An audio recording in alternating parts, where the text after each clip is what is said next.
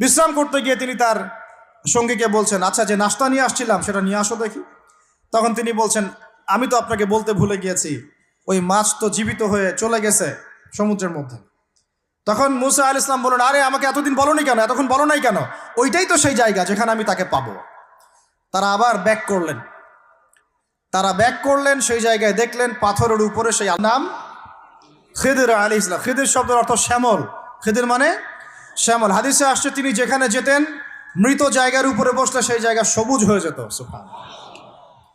তো খিদির মানে শ্যামল, সবুজ আলাইহিস সালাম। এখন তিনি পাথরের উপরে বসে আছেন। নবী মুসা আলাইহিস সালাম গিয়ে সালাম দিলেন, বললেন আসসালামু আলাইকুম ওয়া রাহমাতুল্লাহ। তখন তিনি বলছেন ওয়া আলাইকুম আসসালাম ওয়া রাহমাতুল্লাহি ওয়া বারাকাতুহু। তো মুসা আলাইহিস সালাম বলছেন, আমি মুসা। তখন খিদির আলাইহিস সালাম বলছেন, তুমি কি বনু ইসরাইলের মুসা? তুমি কি বনু ইসরাইলের মুসা? মানে বুঝাতে চাচ্ছি খিদির আলাইহিস সালাম বনু ইসরাইলদের কেউ নন। পৃথিবীর সবচেয়ে জ্ঞানী মানুষ বনু ইসরাইলদের মধ্যে নন, তিনি বনু ইসরাইলের বাইরে কেউ একজন। তাই এখনকার যে স্টেট অফ ইসরায়েল দাবি করে যে তারা হচ্ছে ইহুদি এবং তারা বনু ইসরাইল, তারাই পৃথিবীর সবচেয়ে এলিট সোসাইটি, বাকি সবাই তেলাপোকা, ওদের এই দলিল, এই কথার উল্টা দিকে কোরআন কথা বলেছে যে খিদির বনু ইসরায়েলের কেউ ছিল না। তো পৃথিবীর সবচেয়ে সেরা মানুষ, জ্ঞানী মানুষকে খুঁজতে হলে নবী মুহাম্মদ সাল্লাল্লাহু আলাইহি ওয়াসাল্লামের উম্মতে আসতে হবে। কথা বুঝতে পারছেন? পরতে পরতে দলিল আছে, একটু ঠান্ডা মাথায় গভীরভাবে ভাবার চেষ্টা করতে হবে। তো এখন খিদির আলাইহিস সালামকে নবী মুসা আলাইহিস সালাম বলছেন যে হাল আদুল্লুকা আলা আন তুআল্লিমানি মিম্মা উল্লিমতা রুশদা। আমি শুনেছি আল্লাহ আমাকে বলেছেন যে আপনি পৃথিবীর সবচেয়ে জ্ঞানী মানুষ, তাহলে আমি কি আপনার সাথে সঙ্গী হতে পারি, সফর করতে পারি, যে আপনাকে আল্লাহ পাক যে জ্ঞান শিক্ষা দিয়েছেন আপনি আমাকেও শেখাবেন? এটা হলো স্টুডেন্টের একটা আর্তনাদ।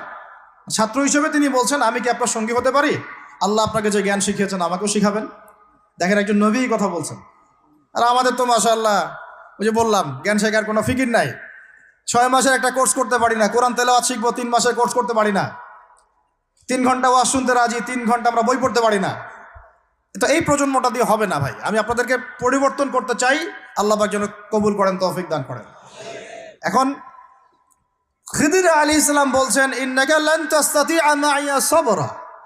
টিচারের কি কথা, কি দূরদর্শিতা! টিচার বলছেন যে তুমি তো আমার সাথে সবর করতে পারবে না। সঙ্গী হওয়ার আগেই কথা বলা শেষ। আপনি এসে আমাকে বলছেন, ভাই আপনার সাথে কি সফর করতে পারি, একটু এলেম শেখাবেন, আর আমি বলছি আপনি তো সবর করতে পারবেন না।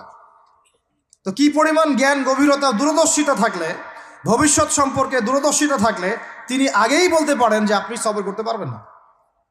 ক্লাসে আপনি পড়িয়েছেন মনে করেন 100 জন বাচ্চাকে, শেষে আপনি বললেন যে অমুক আব্দুর রহমান সে ফার্স্ট হতে পারে, এবং আব্দুর রহিম তুমি ভালো স্টুডেন্ট না, তুমি দুষ্টামি করো, পড়াশোনা করো না, তুমি ফার্স্ট হতে পারবে না, লাস্ট হবা তুমি। তো রেজাল্টের দিন দেখা গেল সত্যি সত্যি আব্দুর রহমান ফার্স্ট হয়েছে, আব্দুর রহিম লাস্ট হয়েছে। তার মানে কি টিচার গায়েবের খবর জানে?